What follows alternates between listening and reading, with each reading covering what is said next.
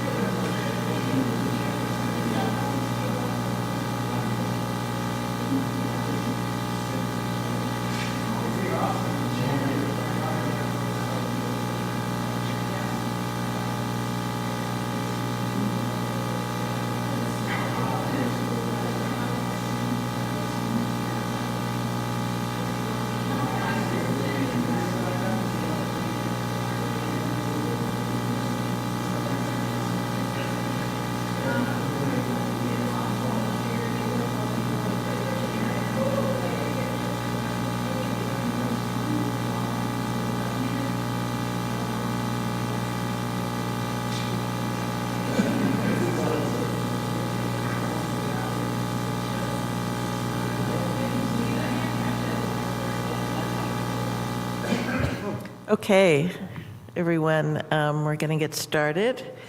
And with this, I'd like to call the meeting of the January 22nd, 2026 Planning Commission to order. If we could have roll, please. Thank you, Chair. Commissioner Carter, Here. Commissioner Cisco, Here. Commissioner Horton, Here. Commissioner Pardo is absent, Commissioner Sanders, Here. Vice Chair Duggan, Here. Chair Weeks. Here. Thank you. Let the record reflect that all members are present with the exception of Commissioner Pardo. Thank you. We have no remote participation. We have one set of minutes from January 8th. Are there any changes to the minutes or corrections? Okay, so with that, they will be approved as submitted. And then we will go on to public comments on non-agenda matters. If you are in the audience and want to make a comment that is on an item that is not on our agenda, but is within the subject matter jurisdiction, please go to the podium, and I see you up there, Ms. Carmen. And you will have 3 minutes. And there you go. All I have to say is you have good peripheral vision. Janice Carmen here, and I'd like to make a comment and a request. And that is that I look over a lot of documents in between being here, and it's not just planning or zoning or any of this stuff here. It's a lot of other things as well. I also follow the county, and the county is where I started before I came here. I was there for 1 year and 3 months before I came here.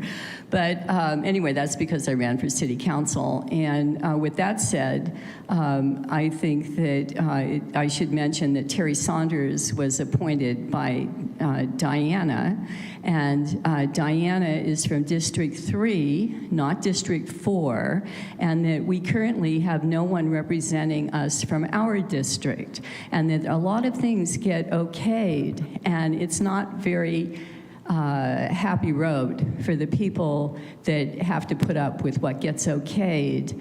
And part of it is that we have no representation for our actual area where we live. He lives on McDonald Avenue, which is far away from us. Okay, that said, my main thing is having to do with zoning. And this has to do with a draft that I happened to see, and I can't even remember like when I saw it, but it's fairly recently. And it may have to do with other things that are evolving right now. And this is that on Saturday, the hours would be from, I believe it was 8 o'clock until 7 o'clock at night. And this is absolutely horrifying. Nobody should have to come home with the soccer kids and after having a nice round of tennis at the local park and have to listen to construction, have to put up with trucks that are near or on their driveway, all the noise and the chaos that goes with the building. And I happen to know about that because when I first came here, it was clear cut, it was illegal, and nothing was done about it. But I had retaliation about the fact that I outed it. So I would like to see Monday through Friday, no later than 5:30, and it cuts off. That's it. It had been 5 o'clock as far as I know. But there should be no machines going on. There should be nobody over on the property from the job, none of it. And I've put up with all of it over the last 1.5 years that this has happened to me. So I have personal experience with it. It's ugly, and you shouldn't be doing this to the good people of Santa Rosa. Thank you. Thank you. Any other comments on non-agenda items? Seeing none, I will close this public comment and take it on to item 5, commission business. The Planning Commission is charged with carrying out the California planning and zoning laws in the city of Santa Rosa. Duties include implementation of plans, ordinances, and policies relating to land use matters, assisting in writing and implementing the general plan and area plans, holding public hearings and acting on proposed changes to the zoning code, zoning map, general plan, tentative subdivision maps, and undertaking special planning studies as needed. That will move on to 5.2 commissioner reports. Are there any reports by my fellow commissioners? Okay, then we will move on. We don't have anything under other. So department report. Ms. Jones? Good afternoon, members of the commission and Chair Weeks. So I do have a couple of items for you. The first, just to inform the commission that we've got two proposed zoning code amendments that will ultimately be coming before the commission and then to the council that are up on our website right now for public review. The first is proposed language for beekeeping regulations within the city. I'm sure the commission is aware that beekeeping has come up as a hot topic recently. So we have prepared regulations, draft regulations for our zoning code to allow beekeeping within the city. So we've got those up for public comment right now. And then the second one is for conditional use permit streamlining. This is a process that we've been working through, similar to the streamlining that we created for our design review process and for the landmark alteration permit process, where we created a director level process and then did some streamlining from there. The conditional use permit process is looking to do the same thing.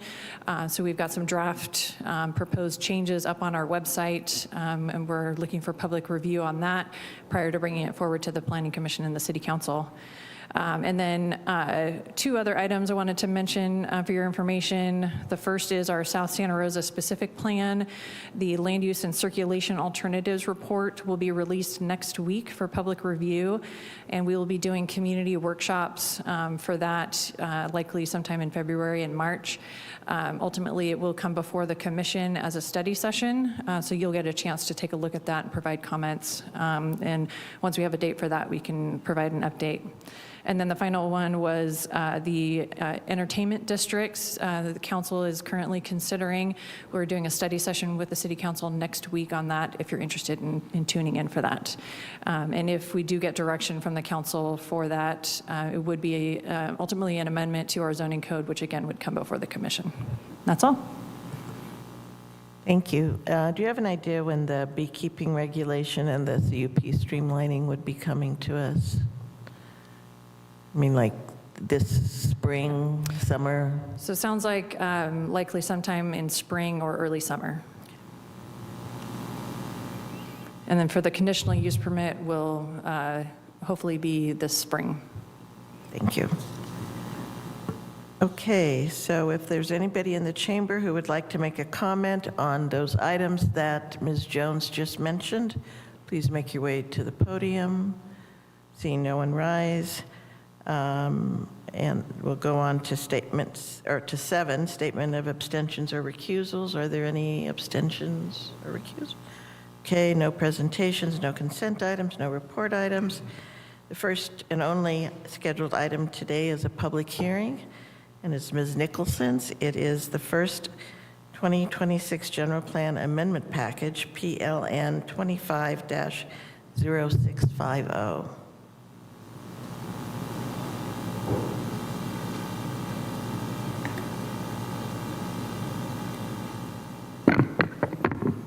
Okay, good afternoon. Thank you, Chair Weeks, members of the commission.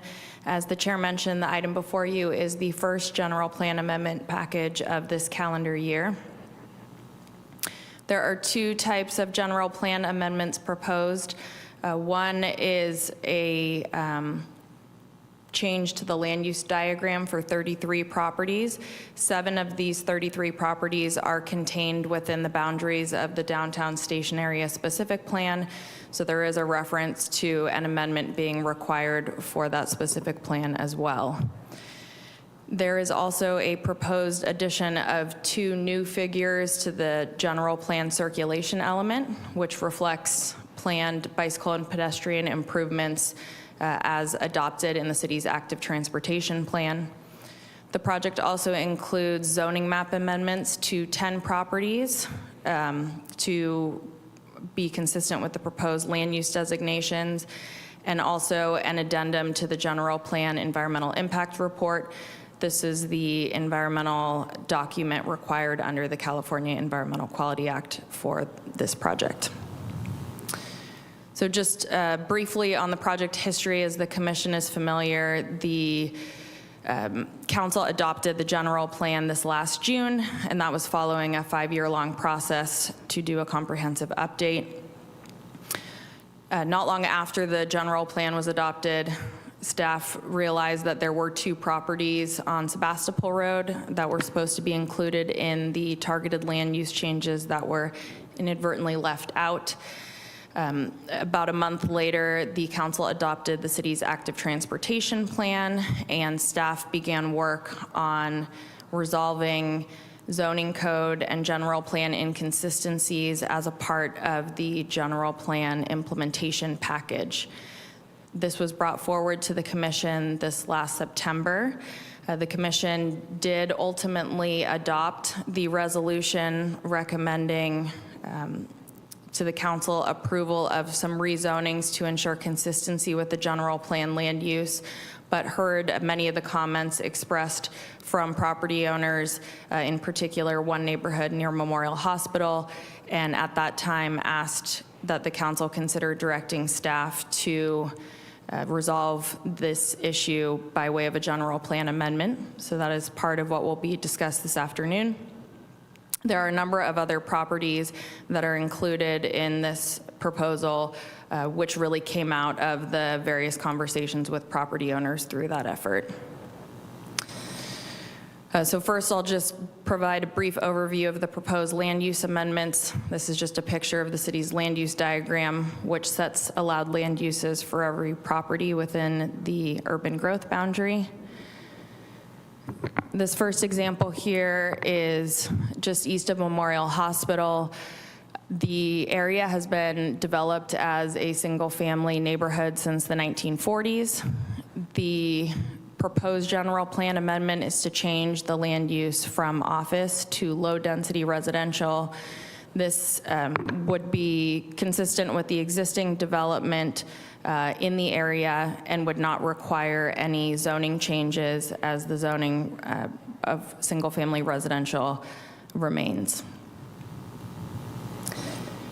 These next 2 properties are located on Mountain Hawk Drive off of Highway 12. These 2 sites have been developed as a mixed-use center since 2006. The current general plan land use is very low-density residential. Staff is recommending a change to the retail and business services and medium-density residential land use to better reflect the existing mix of uses in the development on the site. And this would be consistent with the current zoning, which is for neighborhood commercial. There's a property on Giffen Avenue, which has been developed as a single-family residence since 1939. Staff had a conversation with this property owner as part of the implementation effort, who expressed a concern and a desire to retain the rural residential zoning. The proper way to do that would be to change the general plan land use in this case, and staff can support the very low density residential land use given the mix of land uses as well as the size of the property and the property owner's desire to pursue animal keeping and agricultural uses. This next property is located on Janet Way, so this is just north of the Southeast Greenway. This particular property, denoted by the star, it is pretty small, actually doesn't have a general plan land use. It's unclear as to why it does not, but it does have R16 zoning. Staff was contacted by this property owner, who also owns the property immediately north, who is interested in pursuing missing middle housing or at least constructing an accessory dwelling unit. And in an effort to allow the property to be developed, staff is recommending that medium density residential land use be applied to this property, and then the implementing zoning of R315 with the missing middle housing small combining district to be added as well. There are 7 properties proposed in the Maxwell Drive neighborhood for a general plan land use amendment as well as a rezoning. These properties have been developed as an asphalt plant since at least the 1950s. This area was looked at as part of the downtown station area specific plan update that was back in 2020.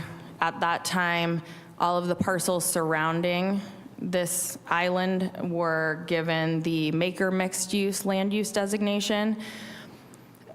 These 7 properties were given the Neighborhood Mixed Use designation, which is slightly less permissive in terms of permitted land uses. Staff took a closer look at this area based on the implementation effort and is recommending that these 7 properties be both rezoned and changed land use wise to be consistent with all of the abutting properties just for compatibility purposes. And then finally, these 2 properties are the ones I referenced, which were inadvertently left out of the general plan update. They are located on Sebastopol Road. They've been developed since the 50s and 60s, formerly the site of Roseland University Prep. One of the properties houses the Matote Food Park. The proposal would be to add the retail and business services stripe or overlay to the medium density land use, which would allow for both types of land uses. The proposal would also be to change the zoning so that it implements the proposed land uses. In this case, it would be to neighborhood commercial with the missing middle housing small overlay, which has already been applied to those 2 properties. I want to make a note that there is industrial property located on the southern portion of the site, which is 100 Sebastopol Road. So there's no change proposed there. That industrial land would remain with this proposed amendment. Moving on to the general plan text amendment. As the commission knows, the general plan is comprised of multiple chapters, which include multiple elements or topics. One of the elements is the city's circulation element, which is closely aligned with the city's active transportation plan. Because staff was aware that there was sort of a simultaneous update effort occurring, we intentionally left out detailed bicycle and pedestrian network improvements because we wanted to be able to codify or include what came out of the active transportation plan. So as I mentioned previously, this was adopted by council just a month after the general plan 2050 was, and the focus of this plan is really looking at how people move about the city through walking and biking in particular. So the slide here just shows one of the existing figures within the circulation element. It's relatively high level, but you'll see that there are various different designations for transit use as well as the smart rail and larger areas where better connectivity is desired. The proposed figures to be added to this figure, so they would be figures 3A and 3B, would further flesh out those planned pedestrian and bicycle network improvements. And again, this is consistent with the figures shown within the city's active transportation plan. So this is an important reference for planners and developers alike as they are reviewing projects as they're conceptual as well as when they move through the process. I won't go through these zoning changes because I spoke about them previously, but I just want to acknowledge that even though there are land use changes proposed for 33 properties, we're only looking at zoning changes for 10, and that's because in many cases, the zoning remained in place following the implementation effort. And so the Parker Drive neighborhood in particular makes up most of the properties that do not require a rezoning. There is a resolution before you which analyzes the environmental impacts of the project under the California Environmental Quality Act. This was done through an addendum to the general plan EIR.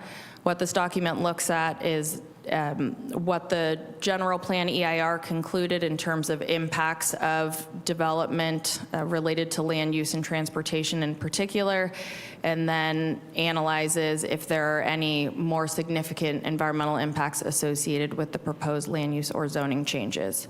So the conclusion of that addendum is that there are no more significant impacts associated with this project, and so no additional environmental review would be required. This meeting was noticed as required by state law and the city's zoning code in the Press Democrat and through additional sources like the project, or I'm sorry, the city webpage and email noticing. And no public comments have been received. We have received 2 questions, just kind of clarifying matters, but no formal comments have been submitted. So it is with that the Planning and Economic Development Department recommend that the Planning Commission, by 3 resolutions, recommend to the City Council adoption of the addendum to the General Plan EIR, adoption of land use diagram and text amendment changes to the General Plan 2050, as well as to the Downtown Station Area Specific Plan land use figure, and the adoption of zoning map amendments for consistency with the proposed land use changes. And we're happy to answer any questions. Thank you. Thank you. I'll look to the commission. Are there any questions? Commissioner Horton? Thank you so much for the presentation and all your work. Just 2 super quick clarifying questions. One is for the asphalt Maxwell situation. So the use on those parcels is already consistent with this kind of maker mixed use, and that's what's happening all around, and we're just aligning it, right? If I understood that correctly? The asphalt plant actually would not be allowed or is not allowed under the existing neighborhood mixed use or the maker mixed use. So this, because this property was permitted years ago under different land use regulations, it's able to continue, but it would not be allowed with what's being proposed. So sorry, what's happening today on the parcels that are being redesignated? So the current use on those properties is the asphalt plant. But what I was answering is, in the event that somebody wanted to put a new asphalt plant, say, that would not be allowed under But it's just current regulations, grandfathered in or right, whatever. or what's proposed now. Okay, thanks. Sure. And then my only other tiny question, and maybe this is off the wall, but with the Janet Drive situation, it sounded like the neighboring property owner wants to do this missing middle housing on both properties potentially. Do we need to overlay the missing middle onto the adjacent property too, or just the one? So the property directly north already has the missing middle overlay, but we weren't able to apply it back in the fall because there was no general plan land use. So this would apply both land use and zoning, including missing middle, to the properties to the south. Thank you so much. Sure. Any other questions? Commissioner Sanders? Going back to the Parker Drive area, I'm looking at the slide, and can you just explain to me what the stars on the slide mean? I'm a little confused as to what that represents. Which page? It's on page 6. Sorry. Thank you. Sure, I'll go ahead and pull that up, and I apologize that wasn't more clear. I can see why that would be confusing. So it's really just, denoting there's orange boundary, and so what I was trying to indicate there is everything contained within the orange boundary. The star is trying to call your eye to the 4 different islands that are surrounded in that orange. So anything within the orange line with the star, those 4 individual groupings are proposed for the land use changes. So that's 20 different properties. And I guess my question is making sure that, because I remember hearing this once before, that the properties on Parker remain residential, R1. Is that what we're saying? So from Alderbrook down Parker to Doyle Park, those are residential. And then on Montgomery, from Alderbrook to Doyle Park, those are commercial. Is that correct? The properties fronting Parker Drive are proposed to be low-density residential, so that would be consistent with the existing single-family housing that exists there. On Montgomery Drive, it's a bit more nuanced, so, and I'm not sure if let's see if I can turn it. Okay, I'm not sure if you can see this moving around. So as you move down Montgomery Drive, this pink shade indicates the current office land use, which is applied all the way down Montgomery Drive on both sides of Doyle Park down to Alderbrook. The proposed land use change would not apply to this block between Doyle Park Drive and Talbot Avenue, so that would remain office. This property here on the corner would remain office, and then the eastern portion along Montgomery Drive would change to low-density residential. And then, of course, the island between Alderbrook and California, also low-density residential, correct? Yes.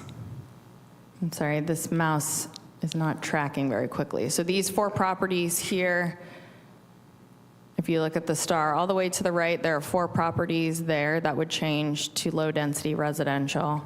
And then immediately left, there are several other properties. One wraps around, so that's actually a church, which fronts on Montgomery. And then immediately to the left of that, as you cross Talbot, there are 5 single-family properties that would be changed, and then as you move across Doyle Park, 2 additional properties. Thank you. Just want to clarify that. Appreciate it. Sure. Okay, any other questions before I open the public hearing? Okay, so with that, I will go ahead and open the public hearing on this item. If you are in the chambers and wish to make a comment, please make your way to the podium and state your name for the record, and you'll have 3 minutes, and the timer is on the screen. Thank you. Janice Carmen, and I just want to put up what I said earlier, because that is in a neighborhood and an area that I travel very often, almost every day. And for example, today it was extremely difficult to get here. The traffic is terrible. And I'm just coming back to however the zoning is incorporated in this, that it be Monday through Friday, not beyond 5:30, Saturday and Sunday free days so people can enjoy their properties, have a dip in the pool, invite the neighbors over for a barbecue, etc. But today particularly, it was awful. School buses, school gets out around the time of this meeting, and the hospital is kind of complicated to traverse in front of the hospital. There's a lot of people getting off their shift around this time. You know, a lot of things are going on, and I just want to be sure that the zoning stays compatible with neighborhoods so that they're not all screwed up.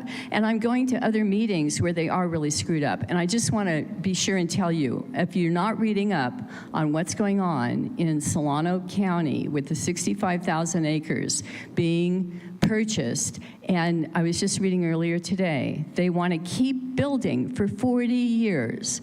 They figure that it's going to be a $25 billion project. That is not what the people of Santa Rosa want in their area, not anything close to it. We don't mind an occasional building that's courteous, but what I experienced was just pure harassment of people parking in my driveway. When I was running for city council, the day I was supposed to come and meet the city executives, I couldn't even get out of my driveway because of the stuff that was going on in front of my house. It's abusive, and it's beyond anything, and people don't even know what to do about it when it's going on, because at the time, zoning was saying, well, we're not really enforcing this, you know. So I'm just saying, heads up. Look at it, you know, and those Oakmont people are really smart. So, you know, you're going to have a lot of problems if you're going to start doing this. And Oakmont's had a lot of building over there, But for the most part, it's been pretty copacetic with what's going on with our town. And a lot of people come here because of the bucolic nature and the beauty and the healthy living. And now they found that Parkinson's is related to the pollution. And there's another word that I'm forgetting right now. But anyway, all of these things play into what you people are deciding down there, especially for other areas that you don't live in. Thank you. Thank you. Mr. McNabb? Thank you. Good afternoon, Chair Weeks, Planning Commissioners. My name is Ken McNabb, KMAC Advising, representing the property owner of the Maxwell Drive properties that are part of your amendment package tonight. I've been asked by the owner to attend tonight's hearing to let you know that he supports the proposed changes to the designations of that property and asks that you support staff's recommendation to forward recommendation of approval to the City Council. So that is my message. I'd also just like to take a quick second and thank Amy Nicholson for taking the time to talk about these proposed changes with us. Thank you. Thank you. Seeing no one else in the audience, I'll go ahead and close the public hearing on this and bring it back to the commission. Are there any additional questions of staff at this time? Okay, so we have 3 resolutions. Would somebody like to enter the first resolution? Oh, Do it? Vice Chair? Yeah, I'd like to move a resolution of the Planning Commission of the City of Santa Rosa recommending to the City Council adoption of an addendum to the General Plan 2050 Environmental Impact Report, EIR, for the first 2026 General Plan Amendment Package, file number PLN 25-0650, and waive further reading. Thank you. And is there a second? Second. Okay. So we'll start with Commissioner Cisco for comments. I'm in support of this. I can make all of the findings. Excellent job. I mean, really, it's a cleanup to bring everything into consistency, and you've done a wonderful job, and I think you've made some neighborhoods happy, which is a good thing. So I can make all of the findings, and we'll be voting in favor. Thank you. Vice Chair Duggan? I too can make all the required findings, and I'm happy to see that Parker Avenue is included, and I think it's the right thing to do. So I've got no other further comments. Thank you. Commissioner Carter? I support the resolution. I can make all the necessary findings, and I have nothing further to add, except thank you for your work. Thank you. Commissioner Sanders? I also can make all the required findings. Thank you for your work, and I will support the resolution. And Commissioner Horton? Yep, thank you for your work, and I can make all the required findings. And I also can make all the required findings, and I realize we probably should have made these comments on all the 3 resolutions. So anyway, sorry about that. So with that, it was moved by Vice Chair Duggan, seconded by Commissioner Sanders. Thank you, Chair. Commissioner Carter? Aye. Commissioner Cisco? Aye. Commissioner Horton? Aye. Commissioner Pardo is absent. Commissioner Sanders? Aye. Vice Chair Duggan? Aye. Chair Weeks? Aye. Let the record reflect that that motion passes with 6 ayes. Okay, so we have the second resolution. Vice Chair Duggan? I'll move a resolution of the Planning Commission of the City of Santa Rosa recommending approval to the City Council of a general plan amendment to change the land use designation of 33 properties, add 2 figures to the general plan circulation element, and an amendment to the downtown station area specific plan land use figure, file number PLN 25-0650, and waive further reading. Thank you. And is there a second? Second. Okay, Commissioner Sanders. So we'll start with Commissioner Cisco for comments. And all the comments that I made previously for the prior resolution, I can make all of the required findings, and we'll be voting yes. Thank you. Vice Chair Duggan? I can make all the required findings. Commissioner Carter? I too can make the required findings and will support the resolution. Commissioner Sanders? I can make all the required findings. Commissioner Horton? I am supportive and can make all the required findings.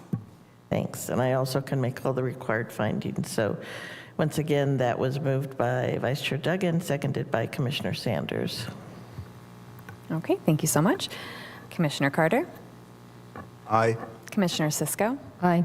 Commissioner Horton, Aye. Commissioner Pardo is absent, Commissioner Sanders. Aye. Vice Chair Duggan, Aye. Chair Weeks. Aye. Let the record reflect that that motion passes with 6 ayes. Thank you. And we have the third resolution. Okay, I'll move the resolution of the Planning Commission of the City of Santa Rosa recommending to City Council rezoning of 10 properties to implement the general plan land use designation file number PLN 25-0650 and waive further reading. Thank you. Second? Second. Okay. Once again, moved by Vice Chair Duggan, seconded by Commissioner Sanders. Comments? Commissioner Cisco? I can make all of the required findings, and we'll be voting yes. Vice Chair Duggan? I can make all the required findings, and I'll be voting yes. Commissioner Carter? I can make all the required findings and will support the resolution. Commissioner Sanders? I can make all the required findings. And Commissioner Horton? I can make all the required findings and support. And I also can make all the required findings and will support this, and thank you for all your hard work. So with that, Thank you, Chair. Commissioner Carter, Aye. Commissioner Cisco, Aye. Commissioner Horton, Aye. Commissioner Pardo is absent, Commissioner Sanders, Aye. Vice Chair Duggan, Aye. Chair Weeks. aye. Thank you. Let the record Almost reflect forgot that what I that was motion gonna passes with 6 ayes. Thank you. So with that, I will go ahead and adjourn the meeting of the Planning Commission. Is that better?